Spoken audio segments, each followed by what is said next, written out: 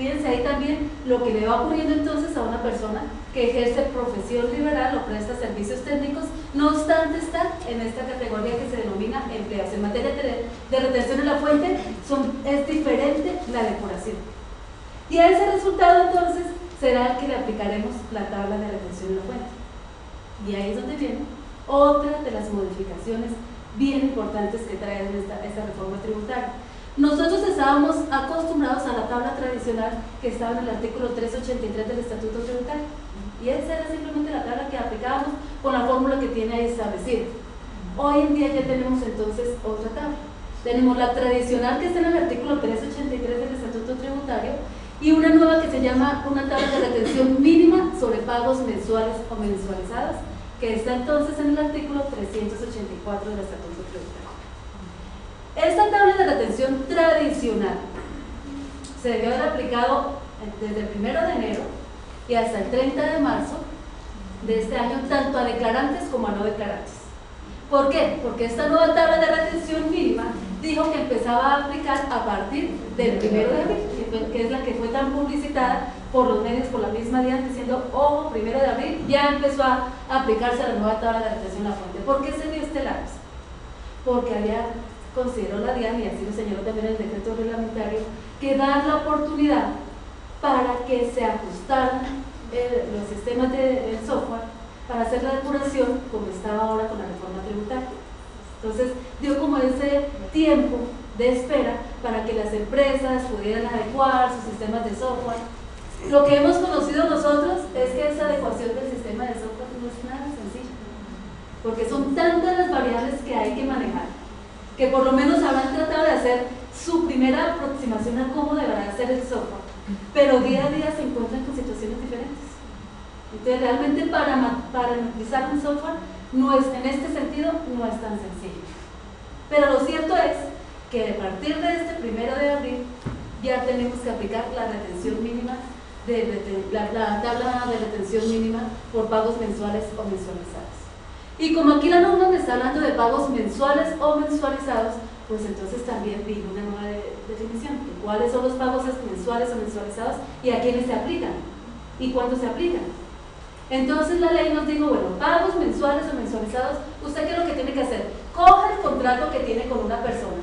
Fíjense que aquí ya no estamos en la categoría de empleados que tenían una relación laboral, legal o reglamentaria, porque aquí estamos hablando de pagos mensuales o mensualizados.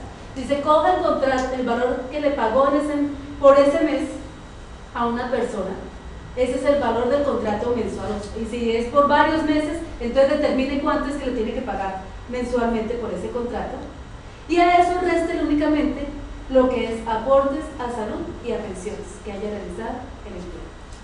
A eso le da un resultado y a eso le aplicará esta nueva tabla. ¿Y qué más nos dice la ley? Van a comparar siempre el resultado de la tabla de retención ordinaria versus el resultado de la tabla de retención mínima sobre pagos mensuales o mensualizados. Y cuando la comparan, tendrán que retener sobre la tabla que sea superior. Entonces, fíjense que, no obstante, tenemos todas las modificaciones en la depuración, ahora tenemos que aplicar una nueva tabla, porque eso no es optativo. Hemos encontrado muchas inquietudes diciendo, no, pero yo quiero que me sigan aplicando la tarifa por concepto de honorarios, y como que era del 10% en mi caso. Entonces lo primero que tenemos que señalar es la ley no dijo, podrá, tiene la opción, no, tiene que simplemente aplicar las dos tablas, ahora toca hacer las dos depuraciones, aplicar las dos tablas y determinar la que sea mayor, y sobre esa aplica la retención de la cuota. Entonces, cambios importantísimos, cambios muy grandes para las empresas, para las personas naturales, por supuesto que sí. Esta tabla de retención mínima sobre pagos mensuales o mensualizados solo está aplicable para declarantes a partir del 1 de abril del 2013. Entonces, ¿qué tenemos? Que se aplicará la tabla de retención tradicional del artículo 383 a partir del 1 de abril únicamente para los no declarantes. Y a partir del 1 de abril aplicará la retención mínima únicamente para los declarantes, con la salvedad que en este caso me toca comparar las dos tablas. y aplicar la retención que sea más alta. En lo que tiene que ver con trabajadores por cuenta propia y demás personas naturales, no estamos frente a estas tablas de retención en la fuente, entonces, y aplican los conceptos que veníamos conociendo, dependiendo de la actividad que esté desarrollando. Entonces aplicará si es construcción 1%, restaurantes, hoteles, hospedajes 3.5%, transportes con todas las divisiones que hay que pueden ser del 1%, 3.5%, honorarios, comisiones y servicios. Y lo mismo pasa con estas otras demás personas naturales que ya muy claramente nos explicó Camilo, trabajadores por cuenta propia y personas naturales, siguen entonces reteniéndosele a ellas de acuerdo con los conceptos que conocemos de retención en la fuente, dependiendo de la actividad que estén desarrollando. El cambio más importante lo tenemos entonces en los que nos denominamos o se denominan empleados. Alexandra, una pregunta. En el caso del sector de nosotros, que lo que las personas independientes que más trabajan con nosotros son comisionistas, la clasificación sería... Pues primero que ya no podemos decir, es comisionista, entonces le aplico la tarifa de... No.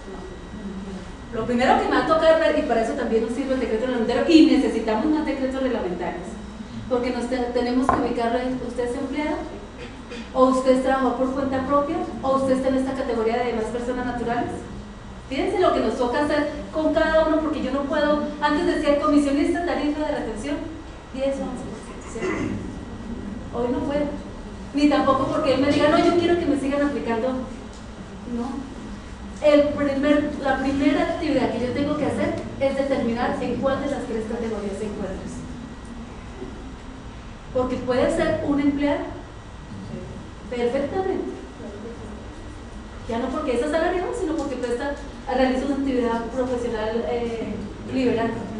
Tenemos un borrador de decreto reglamentario que está diciendo que es profesional liberal, que es servicio técnico, pero es borrador. Ese salió en los primeros enero, febrero, pero todavía no es decreto, es un borrador. Y en ese borrador de decreto está diciendo para que en el momento en que tenga que hacer la pregunta ¿usted qué es?, sepa cómo ubicar. Entonces esperamos también que nos salga ese decreto que nos va a ayudar. Pero aquí empezamos a tener todas las preguntas. ¿Y qué pasa si el señor me dice que es o yo lo califico como empleado y realmente recibe más del 80% de una actividad diferente al ejercicio de su profesión liberal? Entonces, ¿yo qué tengo que hacer? ¿O tengo que pedirle certificaciones juramentadas?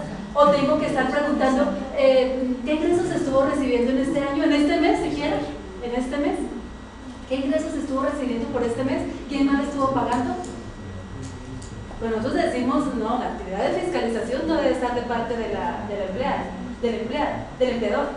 ¿Qué es lo que preocupa? Que cuando estamos hablando de retención en la fuente, ¿quién es el responsable? ¿Y quién es el que puede sufrir las sanciones? El agente retenedor. Entonces, por supuesto, esto genera el mayor número de inquietudes que están todas por resolverse, porque hay que analizar entonces cada caso concreto, porque es una norma nueva. No tenemos decretos reglamentarios ni tampoco tenemos pronunciamientos de la ley que nos pueda servir como de orientación de qué vamos a hacer en este caso. Pero en ese caso, entonces, a partir de abril, nosotros que aplicamos la ley. En ese caso, como dije hace un momento, me toca entonces saber en qué categoría él se encuentra.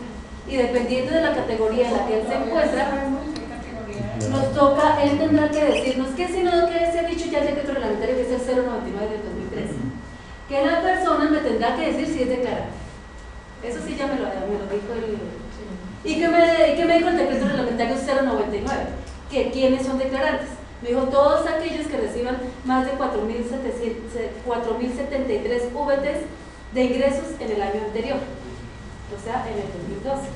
Eso es lo único que sí me ha dicho y sí me tiene que decir esa persona.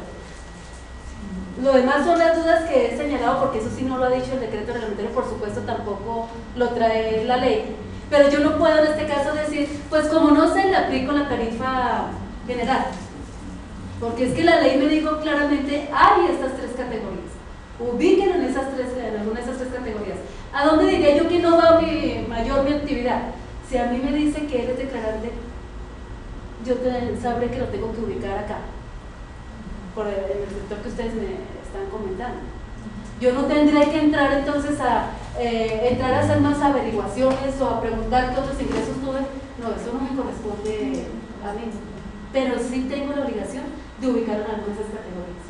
Pero entonces realmente esto es muy dinámico, porque la condición de la persona de año a año puede cambiar. De mes a mes.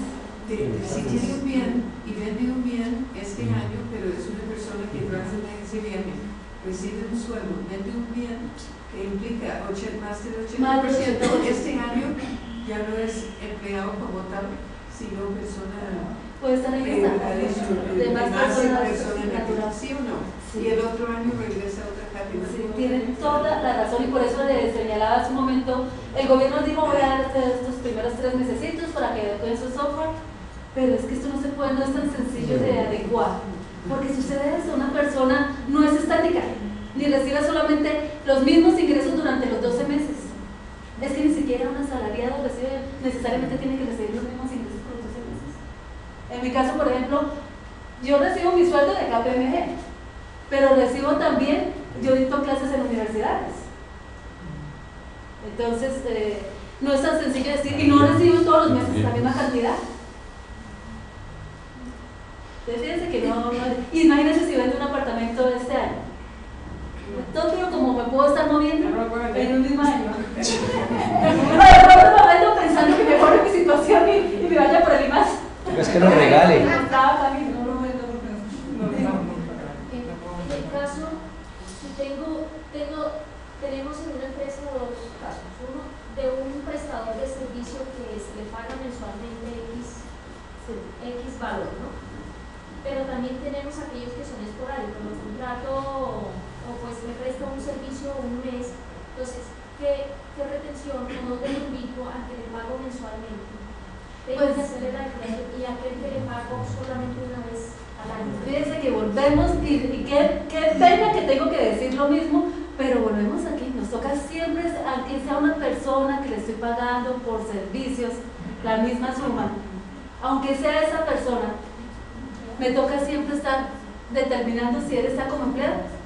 Entonces, muy posiblemente que no va a ser la misma persona y le estoy pagando por servicios, va a estar en la categoría de empleado, porque puede estar prestando o ejerciendo una actividad profesional liberal, o puede estar como un servicio técnico que no requiere maquinaria ni equipos especializados, podría ser en esa segunda categoría, me tocará hacerle a él su depuración. Pero ¿qué pasa también aquí? Que pueda estar en la situación que sea un declarante, esa misma persona que presta servicios técnicos con maquinaria no especializada, pero que en el año anterior obtuvo más de 4.073 UTs. Y ya vimos que en la depuración, como lo señalaba, en este momento tenemos 2 depuraciones para cada subcategoría diferente, no son idénticas. Por lo menos mínimo, no les aplica a ambos la renta exenta del 25%. Y a la persona que realizó el pago una vez, ahí también vamos a encontrar toda la gama. Porque sería muy sencillo decirle, no, tranquilo, aplíquele la retención mínima porque eso es un pago mensualizado. Pero no es tan sencillo. Cuando, por ejemplo, le pagan porque realizó un simple servicio de plomería, entonces, ¿qué hago? Entonces me toca como ese pago convertirlo a mes. Eso no lo ha dicho el decreto reglamentario, no tenemos ningún pronunciamiento. ¿Qué va a suceder aquí? ¿No le aplico retención a la fuente? Entonces digo que está aquí en las demás personas y le aplico el concepto de servicios del 4 y del 6%. Y así como está su empresa, todos los que estamos acá tenemos diferentes casos. ¿Qué es lo que nos está tocando hacer? Analizando caso por caso. En últimas, ¿quién soy yo cuando estoy pagando a gente del tenedor? Entonces debo tener sumo cuidado, porque cualquier sanción, cualquier modificación que tenga que hacer en la declaración de retención de la fuente, ¿quién la sufre? La gente del tenedor. Quisiera uno poderle dar como respuestas de decirle a ese le aplica el 4. Antes decíamos eso, servicios declarante o no declarante. Y entonces imagínate, lo hacemos 4 o 6%. Y aún así teníamos inconvenientes, que si ese servicio era especializado, entonces que de pronto se llamaría más bien honorario. Y aún así teníamos interpretaciones. Pues imagínense ahora lo que vamos a tener con esta gama de alternativas. Alexandra, de acuerdo a las demás personas naturales, un tema que pues uno discute mucho con los temas de contabilidad es, por ejemplo, las personas que tú decías, por ejemplo, un fontanero, ¿sí? Que son personas que ellos no saben ni qué son, porque a veces no saben ni siquiera si no tienen RUT ni siquiera. Nos sucedió un caso ahorita en Turismundo con un pintor solamente sabe su arte, pintar, pero él no sabe ni qué es un certificado, un RUT, ¿sí? Y en ese caso, digamos, por ejemplo, que ese caso es común, es de los más comunes que hay porque es prestación de servicio, pues, son parciales, son un servicio que se presta una vez al mes o al año, ¿sí? Digamos, ese tipo de personas, ese sí es más, porque ese es un nicho de mercado muy grande. Claro, y entonces imagínense que aquí me va a tocar ver, bueno, ese empleo porque recibe más del 80% de sus servicios, de sus ingresos por ese tipo de actividad. Sí, claro. Muy seguramente que va a estar acá. Si está acá, mire que el de demás personas naturales, que es el que me permite ir a la tabla que siempre hemos conocido, la fácil, nos está diciendo para quienes no cumplan con las condiciones de los regímenes anteriores. Okay. Esta se nos volvió la excepción, no la regla general. Y si uno aplica eso por facilidad, Sí. ¿tiene problemas? ¿Tiene problemas? Sí, Porque claramente la ley, aunque es dura, es la ley. Sí, Y ya la ley nos dijo, no nos dio la opción, fue lo primero que dije, no nos dio la opción de decir, aplique la que sea más alta, la que sea, no, aplique la que es. Retención de fuentes, aplique la que es. Porque de pronto si uno pudiera decir, aplique la más alta, entonces yo podría irme por acá, decir el 11%, el 10%. Realmente lo que quiere el fisco es que contratemos empresas y no ya personas naturales para que todo se vaya organizando como persona natural y evitar tanta evasión que hay. Mire que ese es un análisis que han hecho muchas compañías. Desde que veníamos con la ley 1527, la anterior de trabajadores independientes, nosotros que asesoramos a tantas empresas. Teníamos una empresa muy grande que tenía como más de 2.000 personas naturales. Cuando salió esta ley de la 1527, que era para trabajadores independientes, inmediatamente dijo, yo no me voy a meter en esto. Yo lo que voy a hacer es cortar con personas naturales. Ahora imagínense aquí con esto. Más de una voz hemos escuchado en ese sentido. Para que me ponga, para una empresa grande, para una pequeña es una tragedia, para una empresa grande administrativamente la logra. Y él está asumiendo todos los riesgos para acabar de completar como agente de diseñador. Entonces, lamentablemente, la mentalidad o la normatividad está llevando a que las compañías estén pensando en reestructurar su modelo de negocio en ese sentido, sí. Porque lo hemos escuchado y lo hemos visto en las compañías. ¿Qué parte de esto se debe a equiparar las leyes colombianas tributarias con las normas internacionales? ¿Tiene que ver o no? No, aquí sí no. Aquí es lo único que nos... solamente para retomar, habla de persona natural residente. Sí, es ley y es aplicable a un país. Esto es criollo para otras personas naturales residentes en Colombia. Con todas las especificaciones que ya hizo Camilo sobre ahora quiénes son residentes. Sí, el panorama es así. Y entonces aquí simplemente para recordar, seguimos teniendo el procedimiento 1 y el procedimiento 2. Es decir, no hubo ninguna modificación. Este procedimiento 1 y 2 seguirá aplicando para el método tradicional. El procedimiento 1 será para lo que se denomina esa retención mínima para los pagos mensualizados, pues se queda después pues, que no pueda aplicar el procedimiento 2. Recuerda que el procedimiento 2 me toca coger los pagos que he realizado en el año anterior. El 1 sí es los pagos que estoy realizando. Y la nueva retención mínima, entonces, ¿qué es lo que sucede con esa nueva retención mínima? Ustedes van a ver también que se modifica la tabla desde el punto en donde empieza hasta donde llega. Entonces, lo que se modifican son los rangos. Eso es la diferencia entre las dos tablas, a modificación de rangos. Y esta tabla ya se está aplicando, esta segunda de la retención mínima, donde tengo que comparar, desde el 1 de abril ya todos sabemos entonces que se está aplicando. Aquí tenemos entonces, este es simplemente el resumen de lo que ya les había señalado. Todas las deducciones a las que tenemos derecho. Si lo que me gusta más es como presentarlo como de puro la retención a la fuente. Ingresos menos rentas por aportes menos deducciones que están acá. Me da la base para aplicarle la renta exenta del 25%, que es así, únicamente se puede aplicar a los que tienen relación laboral, legal y reglamentaria. Eso me da el resultado de aplicaré la tabla mínima o la tabla tradicional. y luego aplacaré el procedimiento. No sé si tienen algún otro tipo de comentarios, pero... Ni pregunto porque no salimos de aquí. ¿Tiene un manual? No, pues en la conclusión para los servicios técnicos es contratar personas que declaren renta y que sean empresas. Pues de todas maneras las personas naturales... Realmente no me atrevo a hacer esa conclusión. No, pero de todas porque maneras... me duele, realmente me duele dejar a todas las personas naturales... No, por eso debe haber alguna modificación a eso, porque lo que estaba diciendo de los pintores, de los de servicios generales, que son... ¿Cuándo va a tener un pintor cualquier servicio? No, por eso yo lo que digo es que esto va a que contraten a personas que declaren renta, que tengan empresa y las demás sí. Sí, claro. En este cuadro, y para no demorarnos más, simplemente lo que quisimos presentar fue la depuración con las actividades que hicimos, para que ustedes entonces vean lo que sucede con el método tradicional de retención, cuando aquí puedo realizar mis aportes a aportes voluntarios de pensiones, a cuentas AFC, frente a la retención mínima. En este caso, nos estaría dando para unos ingresos laborales de 14 millones de pesos, una retención por el método tradicional de 817,000 pesos y por el método o la retención mínima que establece ahora el 384, 826,000 pesos. Entonces, realmente, cuando uno cree que la tabla de retención, como tiene rangos que son más altos, va a ser muchísimo más alta, en la práctica no es tan diferente, ¿no? El resultado queda. Cuando es declarante y no declarante, sí. Ya empezamos a ver. Puede ser declarante no por ingresos sino por patrimonio, y la retención sí va a ser mucho más alta, que le va a dar saldo a favor. Ahí simplemente les dejo un comentario en este interesante aporte, y es que nosotros tenemos el artículo 593 que dice asalariados no declarantes. Y este artículo 593 me establecía dentro de los parámetros: 1, un tope de ingresos; 2, un tope de patrimonio.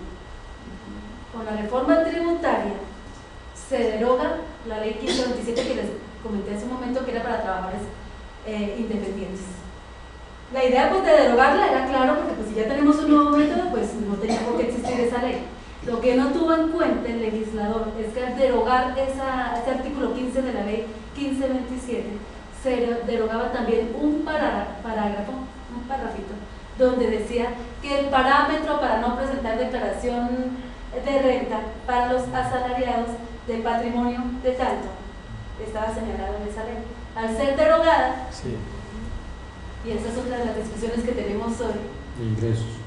solamente tenemos por ingresos, y los ingresos 1.400 UETs de Camilo, que son como 37 millones de pesos. O sea, miren el mundo que entraría a tributar. Y la otra disquisición es 2012, 2013, ya les toca con ese nuevo parámetro. Entonces, estas reglas cada vez se suponía que era una reforma estructural para simplificar, para reducir los niveles de evasión y elusión, y resulta que nos estamos complicando aún más la ley.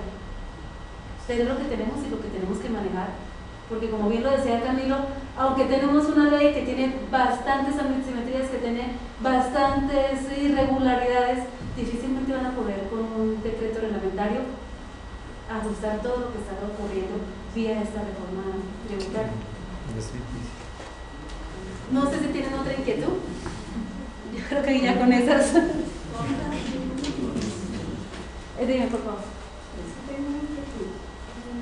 Para los freelance, ellos no saben efectivamente la declaración. ¿Ustedes qué sugieren como puedo manejar esta situación para llevarlo con ustedes en esta situación? No, como con cualquier persona. Recuerden que desde nuestra constitución política partimos del principio de la hora roja. Y yo no puedo ser el policía diciéndole, pero seguro que está ganando eso. No, déjeme ver, pedir por hacer. No. Dígame usted cuánto recibió el año anterior para yo poder saber si supera o no supera los 4.073 VTs. Y eso lo dice el decreto reglamentario. Y dice, esa certificación, esa cartica que le pase a esta persona diciendo recibí menos de 4.073 VTs o recibí más de 4.073 VTs, se considera bajo la gravedad de juramento. O sea, que se para tendría que pasar mucho.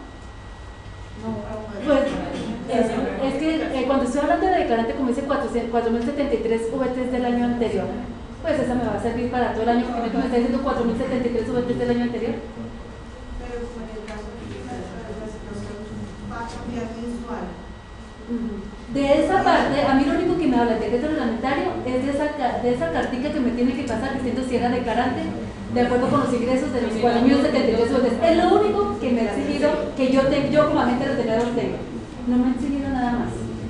¿Qué se aconsejaría a uno? Pues bueno, queda muy complicado. Yo lo que me tengo que encargar es de los pagos que yo hago.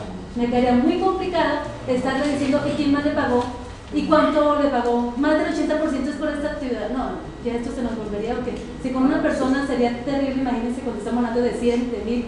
No, mi obligación por hoy únicamente tener la carta que les acabo de señalar y encargarme de mis pagos, como los debo manejar, pero nada más.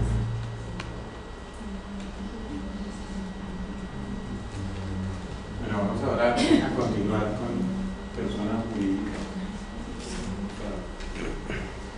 Hasta las 9:30 para tomarnos un descansito. Bueno, ¿qué ha pasado con el tema del impuesto de renta? Pues a partir de la reforma tributaria se crea un nuevo impuesto, el CREE, Contribución de Renta para la Equidad, porque así nació. En principio, en el trámite legislativo se crea como una contribución.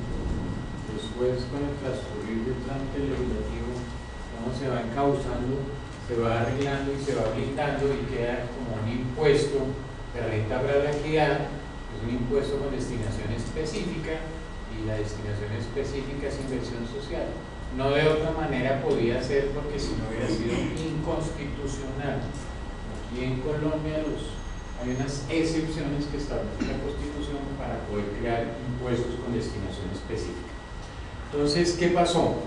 En 2012 teníamos el impuesto sobre la renta, una tarifa del 33%, determinado sobre una base ordinaria o presunta. A partir del 2013, año grabado de 2013, ¿qué pasa?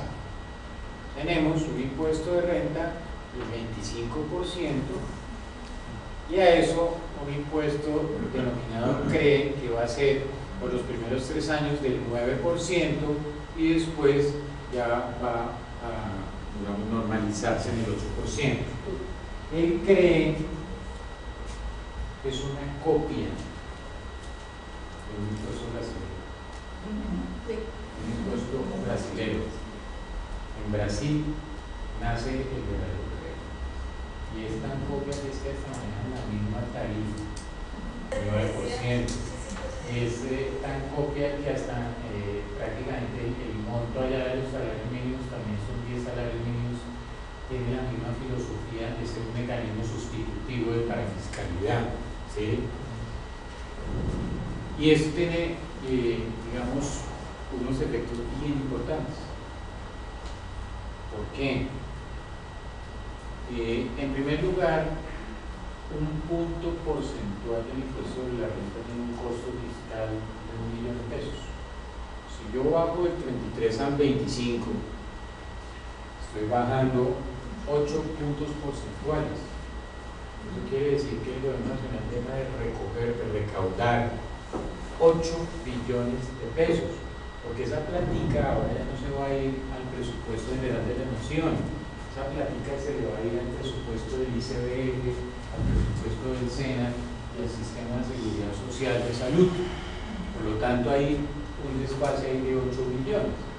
Eso implica que al disminuirse los ingresos corrientes de la nación, se afectan, por ejemplo, las transferencias a las entidades territoriales. Eso implica que seguramente el gobierno nacional tendrá que echar mano de algún otro mecanismo, ya sea el endeudamiento, o de pronto tiene muchas expectativas porque los mecanismos antiilusión que se plantearon, se consagraron en la reforma tributaria, den un fruto inesperado de 8 millones de pesos, que no va a suceder definitivamente. Pero el tema es que esto va a generar obviamente unas dificultades presupuestarias. Segundo punto que hay que mencionar: si yo bajo la tarifa de renta del 33 al 25, comparativamente con las tarifas de retención a título de renta. Si hoy en día, con el 33%, en muchos casos en renta se me generan saldos a favor, porque como aquí aplicamos tarifas de retención sobre pagos brutos, pues obviamente con el 25% va a haber unos mayores saldos a favor. Ahí sí que se van a evidenciar, disparar, digamos, los saldos a favor. Ya ayer salió por un decreto que publicó la DIAN en su página web, donde implementaba, donde mostraba una tabla de retención en la fuente a título de CRE con tarifas del 0,30, 0,60 y 1,50%. Pero inmediatamente el gobierno nacional tiene que también sacar un decreto disminuyendo de manera importante las tarifas de retención a título de renta. De lo contrario, el año entrante, la DIAN se va a ver abocada a un sinnúmero de saldos a favor en renta con una capacidad operativa limitada. Hay un comentario que se nos había olvidado con Alexandra, que es que, por ejemplo, en el tema de los trabajadores por cuenta propia, van a seguir aplicando las mismas tarifas de retención. Pero la tabla es la del IMAS, que le da un impuesto sustancialmente inferior al que venían pagando. ¿Qué va a pasar con toda esta gente? Saldo a favor, retenciones, devoluciones, por exceso de retenciones.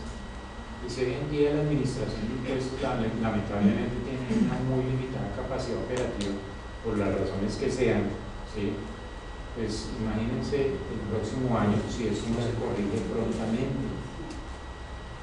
Va a ser la locura pedir una devolución a la DIAN de digamos, un saldo a favor.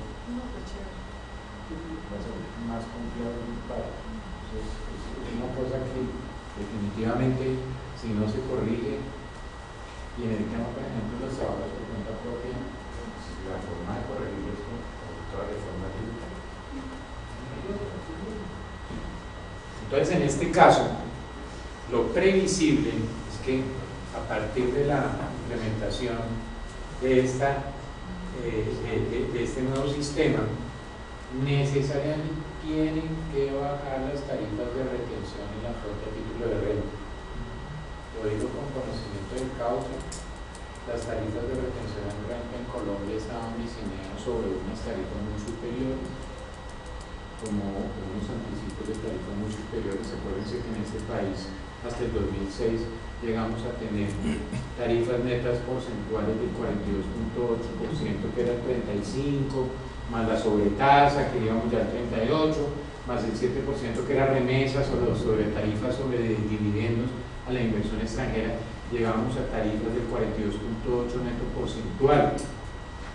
Con esa disminución que ha tenido con los ajustes graduales, se han bajado sensiblemente las tarifas de renta, pero quedan ahí estáticas las tarifas de retención de la fuente. Y eso hay que ajustarlo. Eso tiene que guardar un equilibrio y una armonía, porque si no, nos vamos a ver abocados a unos problemas muy graves. ¿Quiénes son los sujetos pasivos del CRE?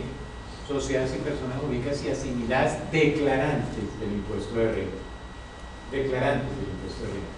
Quien no es declarante de renta no es declarante del CRE, quien no es sujeto pasivo de renta no es sujeto pasivo del CRE. Sociedades y entidades extranjeras declarantes de renta por los ingresos obtenidos mediante sucursal o establecimiento permanente. El establecimiento permanente es un nuevo sujeto pasivo del impuesto sobre la renta, también es la forma como se armonizan, digamos, los criterios de la OCDE dentro del sistema tributario colombiano. Entidades excluidas, los no contribuyentes de renta, las entidades sin ánimo de lucro. Aquí, digamos, hay un problema, digamos, con las cargas de compensación, los fondos de empleados y las asociaciones gremiales, porque ellos son contribuyentes de renta sobre unas determinadas rentas, sobre otras no. Entonces ahí viene también la discusión si el decreto reglamentario los va a dejar como sujetos pasivos del CRE o no, o si los deja como sujetos pasivos del CRE con unas rentas cedulares, es decir, solamente respecto de aquellos, digamos, ingresos sobre los cuales están grabados en renta o no. o sencillamente van a ser sujetos pasivos del CRE sin ningún tipo de digamos, determinación o para poder retirar, digamos, los ingresos no sujetos a renta. Eso habrá que determinarlo. Las zonas francas creadas al 2012 y los usuarios industriales de bienes y servicios excluidas, otra simetría más de la reforma tributaria. Las zonas francas que se crearon antes del 2012 con tarifa del 15% no van, esas van a ser sujetos pasivos del CRE. Las nuevas zonas francas creadas al 2012 y los usuarios industriales de bienes y servicios, es decir, las creadas al 2012 quedan excluidas del CRE, quedan con tarifa del 15%, y las que se creen a partir del 2013 quedan con tarifa del 15% en el CRE.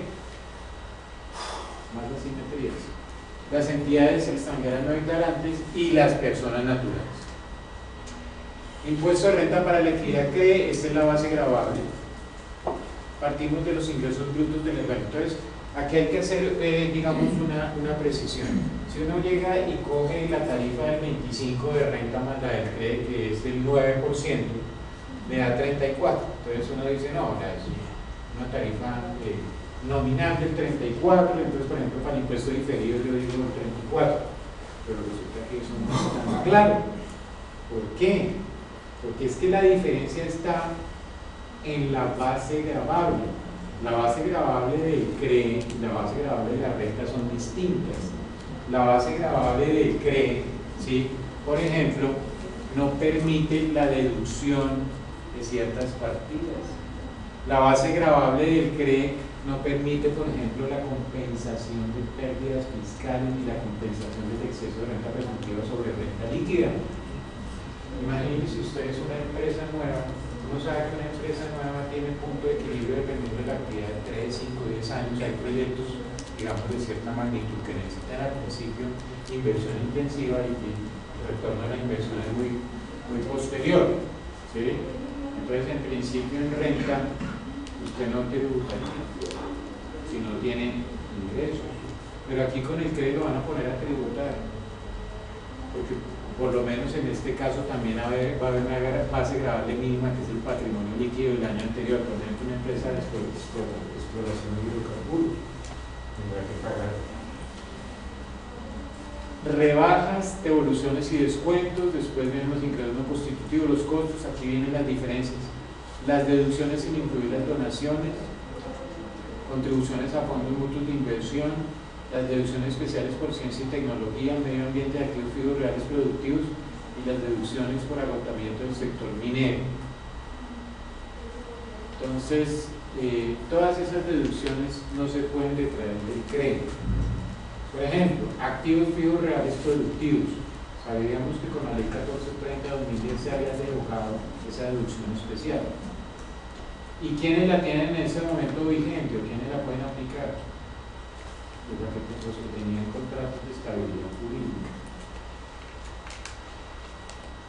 Esta es una reflexión muy personal y yo creo que este tema del CRE, lo que yo quería era estimular la creación de empleo, la formalización, disminuir la carga para fiscal. ¿Será que era necesario crear un impuesto adicional al lado de la renta, o dejar la renta como estaba y manejar un descuento tributario para todos los salarios, digamos, descuento tributario por la parafiscalidad del SENA, del ICBF y Seguridad Social para todos los salarios inferiores a 10 salarios mínimos de la mensual vigente, y recuperaba el 100% por esa vía y estimulaba de esa manera, sin hacer ningún tipo de distinción del contribuyente, ¿sí? Pero no.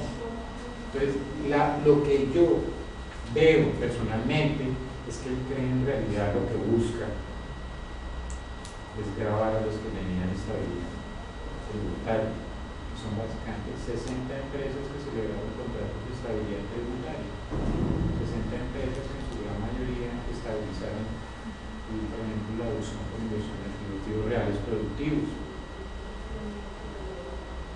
Eso representa más o menos, según cálculos estimados, 250.000 millones de pesos al año. Entonces la pregunta es lógico, es razonable y proporcionado que yo hubiera creado un nuevo impuesto y ese nivel de complejidad adicional para recaudar 250.000 millones de dólares. Ustedes también podrán sacar sus propias conclusiones. Entonces, se incrementa la tasa de tributación en el país. La tasa de tributación efectiva se incrementa. Pero no solamente porque es nominal, no solamente porque vamos a pasar de un 33 a un 25 más 9 que es 34. No, es que ese pedacito del 9 solamente se va a aplicar sobre una base grabable reducida, porque en el CRE solamente se limitan, por ejemplo, las deducciones, porque dice sin incluir donaciones, contribuciones, deducciones especiales por ciencia y tecnología, medio ambiente, de activos fijos reales productivos, las deducciones por agotamiento del sector minero. Solamente algunas rentas exentas. Entonces ya fíjense que en la medida que va limitando la posibilidad tanto de las deducciones que se pueden detraer como de las rentas exentas, va aumentando la base. Y para acabar de completar, como aquí no se puede afectar la renta líquida con exceso de renta presuntiva ni contrariedad fiscal, en el fondo lo que va a haber es un incremento significativo de la tasa efectiva de tributación. ¿A quién eventualmente puede beneficiar el CRE o la conjugación de esos dos impuestos? A los que en la estructura de costos tengan mano de obra intensiva. Según cálculos que han hecho algunos, eso podría estar en el punto de equilibrio entre el 15 y el 20%. Quienes en la estructura de costos representen más del 20% la mano de obra, se van a ver beneficiados, porque esos costos obviamente se detraen no solamente de la depuración de la renta, sino también la depuración del CRE, sino que también sobre eso no van a tener que pagar carga para fiscal. Pero aquellas actividades productivas donde en la estructura de costos usted tiene menos del 20% en mano de obra, se van a ver afectados. ¿Sí? Por ejemplo, sector hidrocarburos se va a ver muy afectado. Todos esos sectores que son intensivos en mano de obra, sectores manufactureros, por ejemplo, de algún tipo de dinero producto que venía con, digamos, con el tema de la tecnología y de los equipos, con las bienes de capital, pues de alguna manera tampoco es tan representativo, pero lo importante es señalar que solamente se verían beneficiados quienes en sus actividades tengan un importante factor en mano de obra.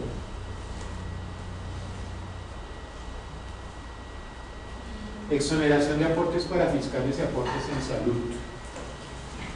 Pues ahí vienen, digamos, varios aspectos a tener en cuenta. ¿Quiénes son los que quedan, las empresas que quedan exoneradas? Pues las que pagan el crédito. ¿Sobre qué quedan exoneradas? Sobre todos los aportes, los aportes para fiscales de ICBF, SENA y Sistema de Seguridad Social en Salud, ¿sí? Y de salarios de menos de 10 mínimos legales mensuales vigentes. Tercero, en el caso de los aportes al sistema de seguridad social en salud, solamente van a quedar exonerados a partir del 2014, es decir, 2013 siguen pagando.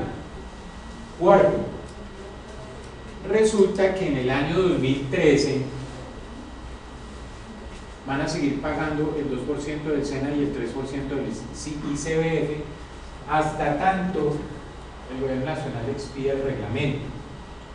En realidad en el año 2013 va a haber una doble tributación, porque si yo creo el CRE como un mecanismo sustitutivo de la parafiscalidad y sigo cobrando la parafiscalidad del ICBF y el SENA durante el primer semestre, acuérdense que el CRE es anual, el CRE va del 1 de enero a 31 de diciembre y la base gravable es periódica. Yo estoy pagando el CRE sobre ese primer semestre también, pero también en ese primer semestre, hasta tanto el Gobierno Nacional no expida el decreto reglamentario, voy a continuar pagando SENA e ICBF. Un colchón del Gobierno Nacional. Y más colchón también el hecho de que el sistema de seguridad, los aportes al sistema de seguridad social solamente se elimina a partir del 2014, pero como este es un mecanismo sustitutivo, supuestamente sustitutivo de qué? De recaudo, uno no entiende por qué hacen esas jugadas, porque la verdad en el año 2013 para el 2014 por ese efecto, digamos, sí va a haber un incremento en la tributación efectiva de las empresas.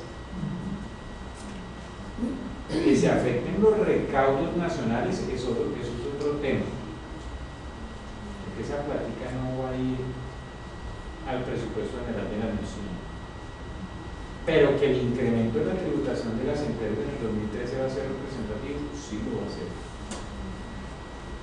Entonces, lo que les decía, ¿quiénes van a pagar el CRE? Las sociedades y personas jurídicas similares, contribuyentes declarantes de renta, las personas naturales que empleen 2 o más trabajadores, el 2% del SENA y 3% del ICBF se va a pagar en el primer semestre y el plazo que tiene el Gobierno Nacional es hasta 1 de julio. Estamos en abril 9. Ahí no van a entrar en las casas de compensación, solamente va a ser SENA y ICBF. Sí, solamente SENA e ICBF. Las cajas de compensación no fueron tocadas para nada. Pero no se suponía que la compensación del 9% para los que ese 9% se componía la caja de compensación de SENA y ICBF versus ese 8 y 19%. Por eso digo que el problema de nosotros es no tener capacidad de lobby, las cajas sí lo tienen. Contribuciones en salud a partir del 2014 y como les decía que en el 2013 va a concurrir el CRE y las contribuciones que se pretendían exonerar. Bueno, el IVA. Vamos con el IVA.